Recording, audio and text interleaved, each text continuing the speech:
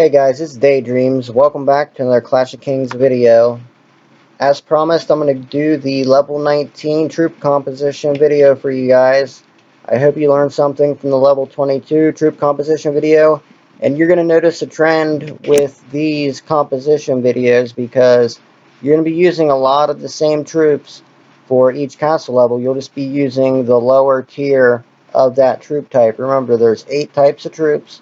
You got the swordsman, the pikeman. In the barracks, you have the knight and the cavalry archer.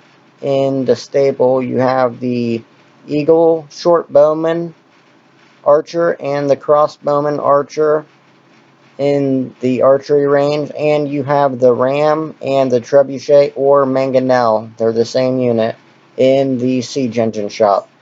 So we're going to go ahead and start with the front line, which is going to be, in my opinion, the most important troop in the game, and that's the T7 guard. That's why it's so nice when you get to level 19, because you get this T7 guard and it jumps up a lot from the T6 noble swordsman. So you're going to use around 12,000 of these T7 guard.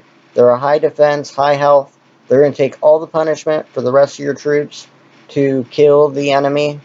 As you can see, they have really good statistics, and they get a shield against archers and crossbowmen, so they're a really good unit to have. And then behind those, now you're just going to put in around 2,000 of these T5 pikemen. They're not very good. They have a decent attack, low defense, low health, but you're just going to put these in the lair so that you have a complete lair. And they do kill horses.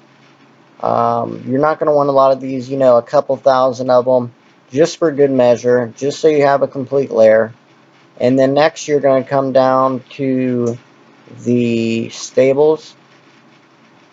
And for the stable, for your knight line, you're going to have to use the T6 Knights Templar. They're the same as the Royal Knight T8. They're just a little weaker. They're good against ranged troops.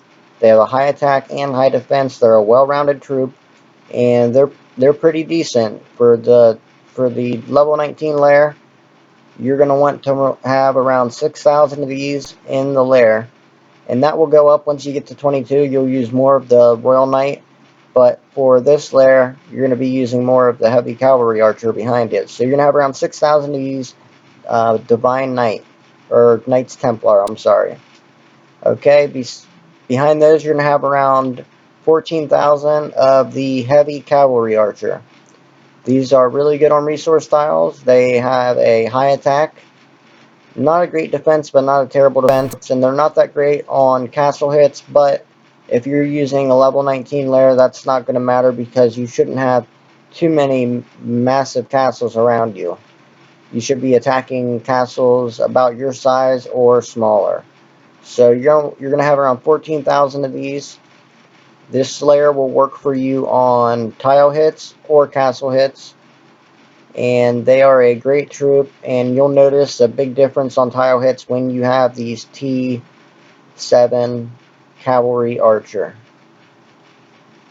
And behind the Cavalry Archer is the Shortbow Archer, which you're going to be using around 2,000 of the T6 Archer Guard. You're not going to have too many of them. These are a defensive unit, but you're going to have them in the lair. They are pikeman killer. You just want to have a complete lair, so this is what you're going to have. You're going to have around 2,000 of these Archer Guard T6. Now behind that, these crossbows are pretty good. So you're going to want to have around 8,000 of these crossbow in your lair. They're the T7 crossbow. They have a high attack. They're even good on defense too, so you can train a lot of these. They're further ranged than the Archer Guard. So about 8,000 of these will do you good and should take care of the frontline troops that they're shooting at. Okay, and the final troop behind that, this is the strongest T7 troop, level 19 castle troop that you can get. And I still have a pretty good amount of them. I still have 25,000 of them after all these months. It's the T7 Trebuchet. They are the longest ranged troop in the game. They have a 10 range. They have a decent health, but they have a high attack and a decent defense. You're going to want to train a lot of these. The rest of your troops basically take the hit so that these things can get a lot of kills. They kill everything. There's nothing that these things do not kill. So you're going to want to have around 15,000 of these in the lair. Now this lair is for a 60,000 troop march. 59 to 60,000 troop march. Now you could have a little more, you could have a little less, depending on your science and everything in your dragon glass. So just you know, do a little math and cut down on an equal number of each troop, and you should have a pretty good troop composition.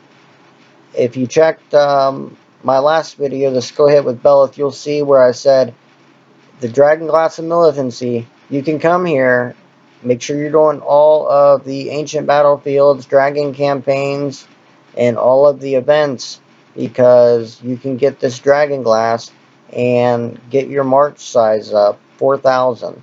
And you can get it up even more than that if you keep trying to reset your glass. So make sure you guys do that. As you can see, I got all the 40 equipment. My troops are moving about 100% faster than they were. I really like that. But yeah, guys, thanks for watching. If you haven't subscribed, please subscribe. If you do not have an account to subscribe, go create an account. It takes about 2 minutes. You should have Google accounts from the game anyway. Make sure you subscribe, hit the like button, and leave a comment. Talk to us. Hang out. I'll leave my link to Facebook in the description, and you guys can hit me up on there and we can hang out and everything. So yeah, I appreciate you guys for watching. I'll be doing the level 26 and level 16 castles next. Then I'll do 13, 10, and 30.